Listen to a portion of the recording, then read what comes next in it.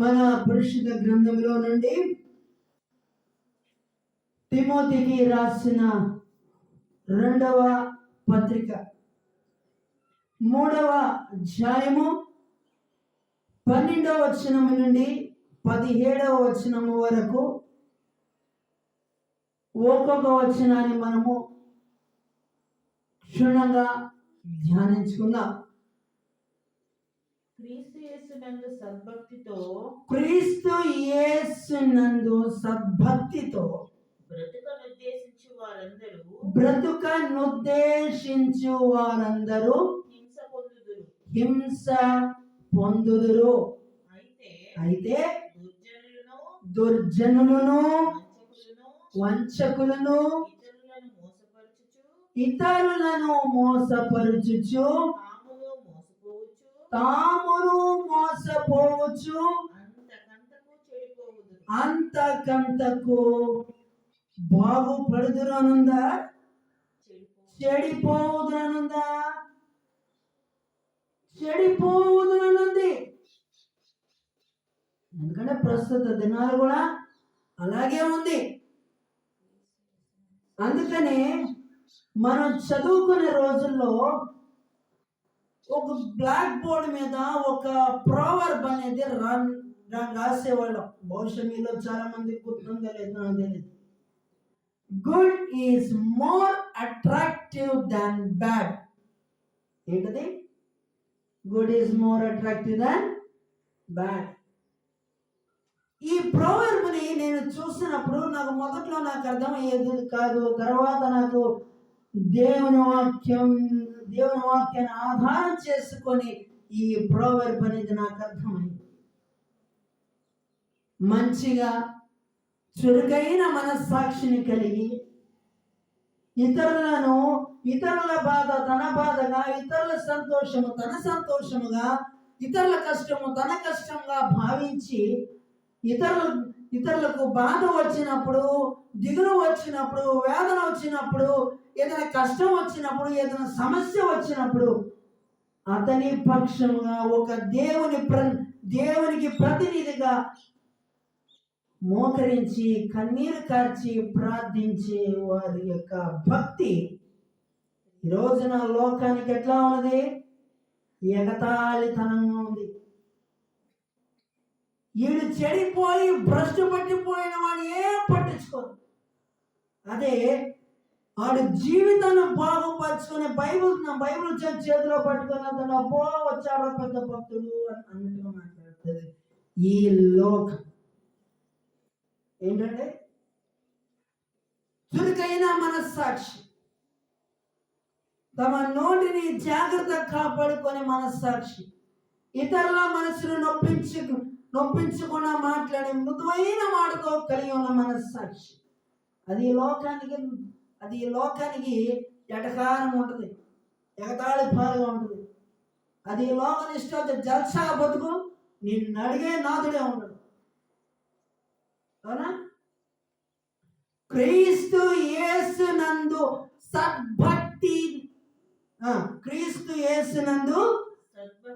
సద్భక్తితో బ్రతుకను ఉద్దేశించు వారందరూ హింస పొందురు. హింస ఏంటండి? లోకంలోకి ఇష్టం వచ్చినట్టు జాలీగా తిని తాగి తందనాలాడి ఈ ఇష్టానుసారంగా బ్రతికితే నిన్ను అడిగే నాదుడు లేడు. కానీ పరిశుద్ధ గ్రంథమైన బైబిల్ పట్టుకుంటే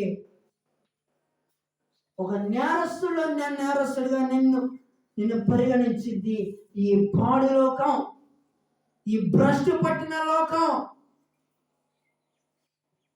నువ్వు చెడిపోతుంటే రే ఎందుకు రా దాన్ని వెళ్తావు అటన్నద్రా అని చెప్పాల్సిన ఈ లోకము పరిశుద్ధ గ్రంథమైన బైబిల్ చేత పట్టుకొని దేవుని మందిరానికి వస్తే అప్పుడు లేని అవమానము, అప్పుడు లేని సిగ్గు. దేవుని మందిరానికి రావడానికి ఎందుకంటే సిగ్గు?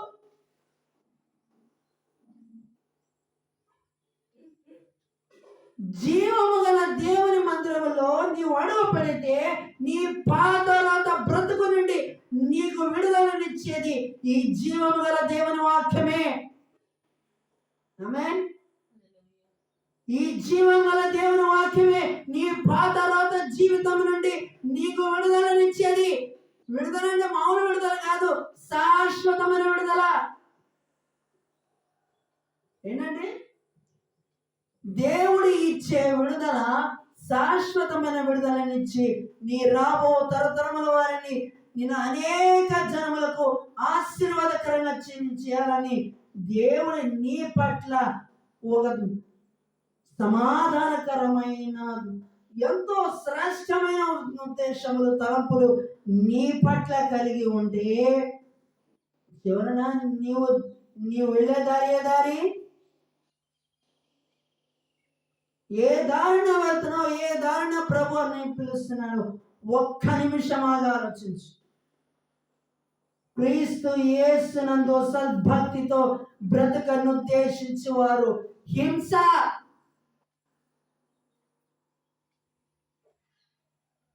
లోకానికి, అందుకనే సిలువను కూర్చిన వార్త నశించుచున్న వారికి వెరితనము గాని రక్షింపబడుచున్న మనకు దేవుని శక్తి, దేవుని శక్తి, దేవుని శక్తి.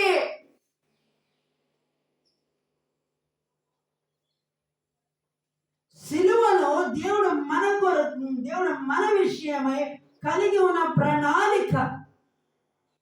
ఒక వ్యక్తి, ఒక విశ్వాసి సిలువ ఎద్దుకు వస్తేనే తన పాత రోత జీవితం తన స్థితి ఎలా ఉన్నదో అప్పుడే తనకు అర్థమవుతుంది. తన మనోనేత్రం ఎప్పుడైతే తెరవబడుతుందో అప్పుడే తన స్థితి తనకు అర్థమవుతుంది. అంతవరకు తను జీవించుచున్నాను, నేను దేవుల్లో భాగం ఉన్నానన్న భ్రమలో బతుకుతున్నాడు కదా. తర్వాత వచ్చింది క్రీస్తు యేసు నందు ఉంచవలసిన విశ్వాసము ద్వారా రక్షణార్థమైన జ్ఞానము నీకు కలిగించుటకు శక్తిగల పరిశుద్ధ లేఖనములను బాల్యము నుండి నీవు ఎరుగుదు కదా గనుక నీవు నేర్చుకుని రూఢి అని తెలుసుకున్నవి ఎవరి వలన నేర్చుకుంటివో ఆ సంగతి తెలుసుకొని వాటి యందు నిలకడగా ఉండము, స్థిరముగా ఉండము. బాల్యము నుండి దేవుని వాక్యంలో నీవు ఏ ఏ సంగతులైతే నువ్వు తెలుసుకున్నావో వాటిని రూఢి, ఇది కాన్ఫిడెంట్, ఇది కన్ఫర్మ్ అని నీవు రూఢిపరుచుకొని ఎవరి ద్వారా అయితే నీవు తెలుసుకున్నావో ఆ సంగతుల విషయంలో నీవు స్థిరముగా నీవు నిలబడితే ఈ లోకం నేను ఎగతాళి చేయించను. కానీ ఏ లోకమైతే నేను ఎగతాళి చేసిందో అదే లోకము నీ వెనకాల పరుగులు తీసుకుంటూ దేవుని పాదాల చెంతకు వస్తుంది.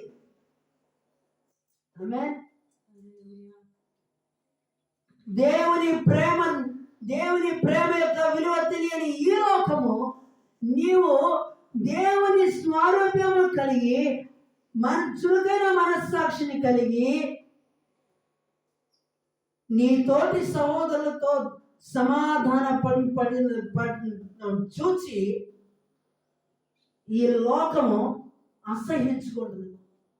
ఒక మాట చెప్పమంటారా, లోకంలో ఉన్న మనుషులు నిన్ను హింసించిన, హీనపరిచి మాట్లాడిన, ఎగతాళి చేసి మాట్లాడిన, అవసరమైతే ఈ లోకము నిన్ను రిజెక్ట్ చేసిన, దేవుడు నిన్ను సెలెక్ట్ చేసుకున్నాడు జగత్తు పునాది వేయబడకమని. దేవుని స్తోత్రం, హల్లెలూయా.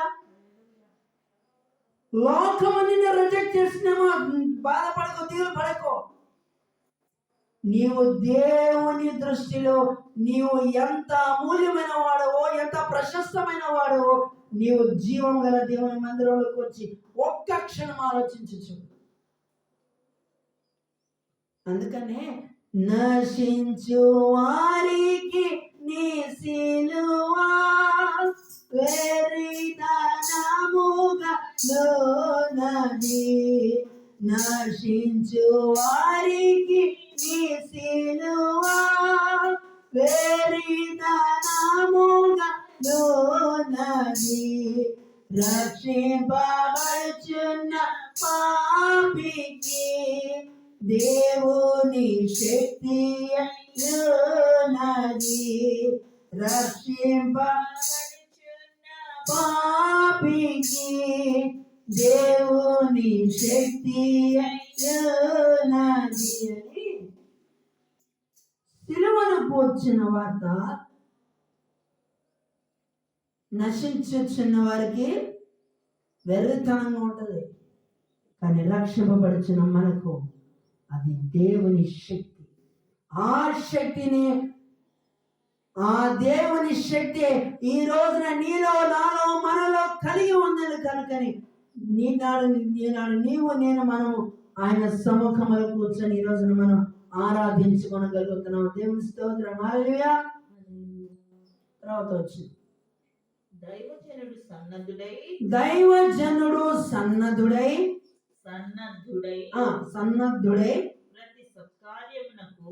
ప్రతి సత్కార్యమునకు పూర్ణముగా సిద్ధపడి ఉండునట్లు దైవావేశము వలన కలిగిన ప్రతి లేఖనము ఉపదేశించుటకును ఖండించుటకును తప్పు దిద్దుటకును నీతి యందు శిక్ష చేయుటకును ప్రయోజనకరమై ఉన్నది. ఏంటది? దైవజనుడు చేయవలసిన పనులను గురించి కూడా దేవుడు తన పరిశుద్ధ గ్రంథమైన బైబిల్లో ఎంత స్పష్టంగా రాయించాడో చూడండి.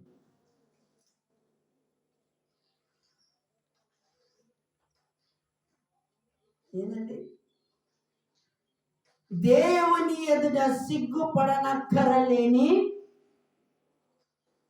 ఒక యోగ్యమైన దాసుగా దేవుడు ఎప్పుడు నిలబెడతాడంటే ఈ కష్టాల గుండా, ఈ శ్రమల గుండా దేవుడు ఒక వ్యక్తిని నడిపించినప్పుడు, ఆ అనుభవం గుండా వీళ్ళని దేవుడు నడిపించినప్పుడు దేవుడు వదిలిపెట్టడు. కానీ దేవుడు శ్రమలను అనుమతిస్తాడు. కానీ శ్రమల వెనకాల దేవుని కాపుదల మనతో ఉంటుందని మనం గ్రహించాలి. ఏంటండి? శ్రమలని లేనిపోయి ఇంకా కల్పించుకొని మన నెత్తి మీద పడేసి వదిలిపెట్టే దేవుడు కాదు. ఆయన మన విషయంలో, ఆయన మనకు వాగ్దానం చేసిన దేవుడు, ఆయన మనల్ని విడిచిపెట్టే దేవుడు కాదు. నిన్ను విడవను ఎడబాయను అని వాగ్దానం చేసిన దేవుడు. నీవు నేను నమ్ముకొని మన విషయంలో మనలను తన రక్తం ఇచ్చి నీవు నా సొత్తని వాగ్దానం చేసిన జీవాధిపతి అయిన దేవుడు మన దేవుడు. దేవుని స్తోత్రం. హల్లెలూయా. దైవజనుడు సన్నద్ధుడై ప్రతి సత్కార్యము చేయటానికి, ప్రతి సత్కార్యము పూర్ణముగా సిద్ధపడి ఉండునట్లు దైవావేశము వలన కలిగిన ప్రతి లేఖనము ఉపదేశించుటకును ఖండించుటకును తప్పు దిద్దుటకును నీతి యందు శిక్ష చేయుటకును ప్రయోజనకరమై ఉన్నది. ఏంటండి? దైవావేశము వలన కలిగిన ప్రతి లేఖనమును ఉపదేశించుటకును ఖండించుటకును తప్పు దిద్దుటకును. చూడండి, ఈ రోజున వాక్యం ద్వారా విశ్వాసాన్ని ఖండిస్తుంటే చాలా మంది ముఖాలు చిన్నబుచ్చుకుంటున్నారు. కానీ దేవుని వాక్యము నేను ఇదివరకు మీకు చాలా మార్లు పలుమార్లు నేను మీకు చెప్పాను. ఎవరి హృదయంలో దేవుని భయం ఉంటుందో దేవుడు తన వాక్యము ద్వారా మనకు ఇస్తున్న హెచ్చరికలకు వారు తమ హృదయాలకు అన్వయించుకొని దాని క్రియల ద్వారా జరిగించి తమ హృదయ స్థితిని తెలుసుకొని పశ్చాత్తాపడి తమను తాము సిద్ధపరచుకొని దేవుని దృష్టిలో నిందారహితులుగా ఉంటారు.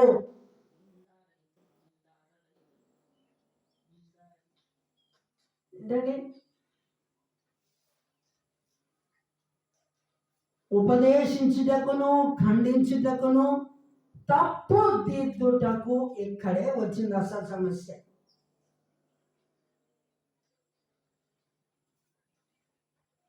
తమ తప్పులను దిద్దుకోవడానికి ప్రయత్నించారు, కానీ ఎదుటి వాళ్ళ తప్పులను మాత్రం భలే పట్టుకుంటారు కదా. ఈ రోజున మనుషులకు తెలివితేటలు కూడా, జ్ఞానం కూడా అదే హై లెవెల్లో ఉంది, అదే పీక్ లెవెల్స్ ఉంది. మనుషులకు జ్ఞానము కొంతకాలమే, కానీ పై నుండి వచ్చే జ్ఞానము అది ఏ మాత్రము పక్షపాతము కనపరచదో. చివరికి వాక్యాన్ని ఉన్నట్లుగా కనపరిచేదే పై నుండి వచ్చు జ్ఞానం. యాకోబు రాసిన పత్రిక 3వ అధ్యాయము 16-17 వచనాల్లో చూస్తే ప్రకృతి సంబంధమైన జ్ఞానమును గురించి, పై నుండి వచ్చే జ్ఞానమును గురించి పరిశుద్ధ గ్రంథమైన బైబిల్ మనకు చాలా స్పష్టంగా మనకు తెలియజేస్తుంది. రక్షణార్థమైన జ్ఞానము. ఈరోజున నీవు ఎట్లాంటి ఏ జ్ఞానమును నీవు కలిగి ఉన్నావు? దైవ భయముతో కూడిన జ్ఞానమును నీవు కలిగి ఉన్నావా? లేకపోతే దేవుడు అనుగ్రహించు పై నుండి వచ్చే జ్ఞానమును నీవు కలిగి ఉండి నీ ఇంటి వారిని నీవు రక్షించుకొనకపోతే జాగ్రత్త సుమా. కనురెప్ప పాటలో ఆయన రాకడ వస్తే ఆయన దృష్టిలో ఎవరు యథార్థవంతులుగా ఉంటారో ఆయన రక్తము చేత కొనబడి ఆయన చురుకైన మనస్సాక్షి కలిగి క్రీస్తు రక్తము చేత కడగబడిన వారు, ఆయన రక్తము చేత విమోచింపబడిన వారు కనురెప్ప పాటలో వారు ఎత్తబడతారు. ఆ తర్వాత ఇన్ని గుండెలు బాదుకున్నా నన్ను ప్రయోజనమా అంటే ఏం ప్రయోజనం లేదు, అయిపోయింది. దేవుడు అప్పుడు నిన్ను అడుగుతాడు, నీకెంత సమయం ఇచ్చాను, నీ జీవితాన్ని మార్చుకోవడానికి నేను సమయం ఇచ్చాను, నా సేవకుల ద్వారా నీకు వాక్యం ద్వారా నేను హెచ్చరిక ఇచ్చాను, నువ్వు దాన్ని లోపడ్డావా? నీ హృదయాన్ని సరిదిద్దుకున్నావా? నీ హృదయాన్ని నాకు ఇచ్చావా అని రేపు దేవుడు నీ విషయము నా విషయంలో రేపు దేవుడు లెక్కడిగితే చెప్పడానికి సిద్ధమేనా? ఒకసారి ఆలోచించండి. నీవు ఇంట్లో ఉన్నా, ఎక్కడ ఉన్నా, ఏ స్థలంలో ఉన్నా, దేవుని వాక్యం నీతో ఈ రోజున సూటిగా మాట్లాడుతున్నప్పటికీ కూడా నీవు పెడ చెవిని పెడితే జాగ్రత్త సుమా. దేవుని ఉగ్రతకు ఈ ఉదయ కాలంలో వర్తమానం వింటున్న నీవు ఎక్కడ ఉన్నా సరే దేవుని ప్రేమ ఆయన ఎప్పటికీ లోబడనని జల్లు వైపు దినమెల్లా ఆయన చేతులు చాపి ఉంచారు. ఆయన చాపిన హస్తముల దగ్గర నీవు వస్తే నీ జీవితంలో కోల్పోయిన దానికంటే ఇహమందు పరమందు దేవుడు నీకు 100 ఇవ్వగల సమర్థుడు. నా ప్రియమైన సహోదర సహోదరులారా గమనించండి, ఈ రోజులో వాక్యాన్ని ఉన్నట్లుగా ఖండించి చెప్పే సేవకులు ఈనాటి తరములో కావాలి. కల్పితమైనవి, కల్పనా కథలతో కూడిన వాక్యాలు ప్రకటించబడుతున్నాయి.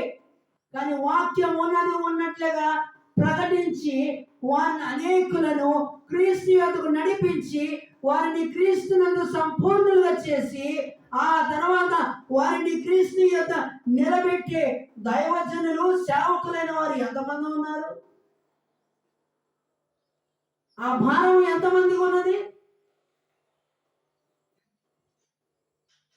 పాస్టర్ గారు వచ్చినప్పుడు ఏమో ప్రార్థన చేస్తారు, చక్కగా భక్తులు కుమ్మరిస్తారు. ఆ తర్వాత ఇష్టారాజ్యం. గమనించండి, సేవకులు ఉన్నా లేకపోయినా దేవుని పర్యవేక్షణలో నీవు నేను మనము ఉన్నామనే విషయాన్ని మనం గ్రహించాలి. తర్వాత వచ్చిన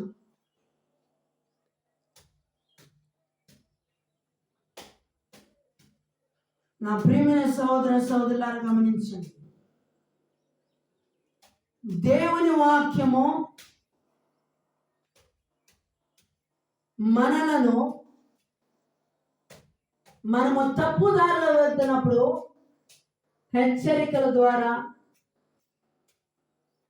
దేవుని సేవకులకు గద్దింపుల ద్వారా మనకు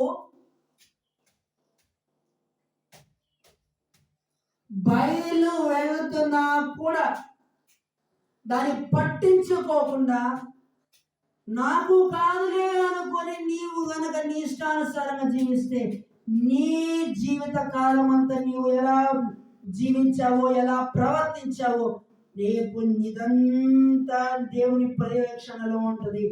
ఆ తర్వాత తీర్పున దేవుడు నిన్ను నిలబెట్టిన నువ్వు ఇక్కడ తప్పించుకోవచ్చు. కానీ అందుకని దేవుని వాక్యం సెలవిస్తుంది, న్యాయ విమర్శలో దుష్టులను నీతిమంతుల సభలో ఎవరుండరు? పాపులు నిలవరు. కాబట్టి శుద్ధమైన హృదయం కలిగి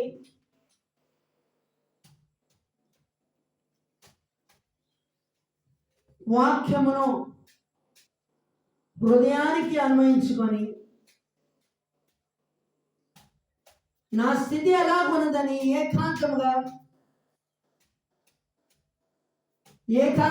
వెళ్ళి మన అంతరంగ స్థితిని మనం పరీక్షించుకుందాం. మన హృదయాన్ని ప్రభువుకు సమర్పిద్దాం. అటు గొప్ప భాగ్యము, గొప్ప ధన్యత ప్రభువారు మనకు అనుగ్రహించిన గాక. ఆమె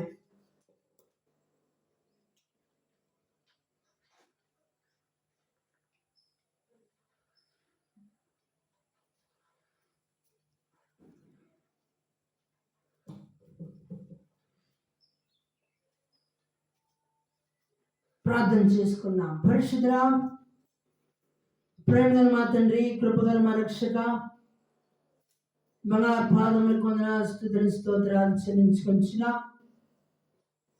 ఇంతవరకు మీ కృపలో మమ్మల్ని భద్రపరిచి వాక్యం ద్వారా నన్ను మీరు మాకు తెలియజేశారు. లోకము అంతకంతకు నాశనములకు పోతున్న ఈ లోకంలో అనేకులను మీ వాక్యము ద్వారా వారిని మీ వైపు మలచి అనేకులను మీ వైపు త్రిప్పి వారిని మీ యందు సంపూర్ణులుగా చేసి వారిని మీ ఎదుట నిలబెట్టాలన్న భారము మేము కలిగి ఉండగా ఈ ఉదయకాలము విన్న వర్తమానము మా హృదయాలను ముద్రించమని నజరేయుడును ప్రియకుమారుడైన యేసుక్రీస్తు వారి మహాపరిశుద్ధ ఘనమైన నామంలో మిక్కిలిగా ప్రతిమాలు వేడుకొని అడుగుచున్నాం తండ్రి. ఆమేన్, ఆమేన్, ఆమేన్. ప్రియులారా, మనందరం లేచి నిలబడి పాడి కొంచెం కృతజ్ఞతార్పణ అర్పించుకున్నాం. ప్రాణేశ్వర प्रभु दैव कुमारा प्रणुदीने आशा तीरा प्राणेश्वर प्रभु दैव कुमारा नामालो పాటలు పాడా నీ కృపయే నాకు చేతులాయే నా ఆత్మలో పాటలు పాడా నీ కృపయే నాకు చేతులాయే నిత్య నిబంధన నీతో చేర్చి నీ పాద సన్నిధి చేరినాని నిత్య నిబంధన నీతో చేర్చి నీ పాద సన్నిధి చేరినాని ప్రాణేశ్వర ప్రభు దైవ కుమారా ప్రణుదేతును నీనే ఆశా తీరా ప్రాణేశ్వర ప్రభు దైవ కుమారా నావుదలానియు నీ అందేనని వాక్యము వాయించి పాడెదను నావుదలానియు నీ అందేనని వాక్యము వాయించి పాడెదను జీవితకాలమంతా నిన్ను స్తుతించి సాగెదను తన యెరూషలేము జీవితకాలమంతా నిన్ను స్తుతించి సాగెదను తన యెరూషలేము ప్రాణేశ్వర ప్రభు దైవ కుమారా ప్రణుదేతును నీనే ఆశా తీరా ప్రాణేశ్వర ప్రభు దైవ కుమారా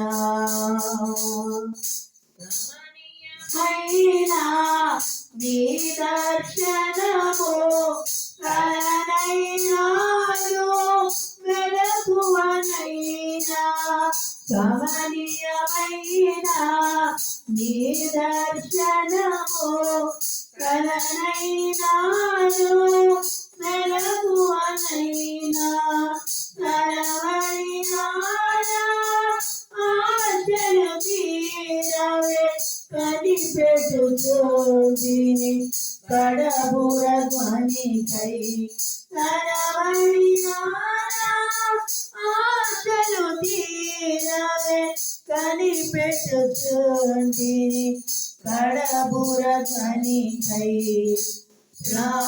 ప్రాణేశ్వర ప్రభు దైవ కుమారా ప్రణుదేతును నీనే ఆశా తీరా ప్రాణేశ్వర ప్రభు దైవ కుమారా. దేవుని స్తోత్రం. హల్లెలూయా.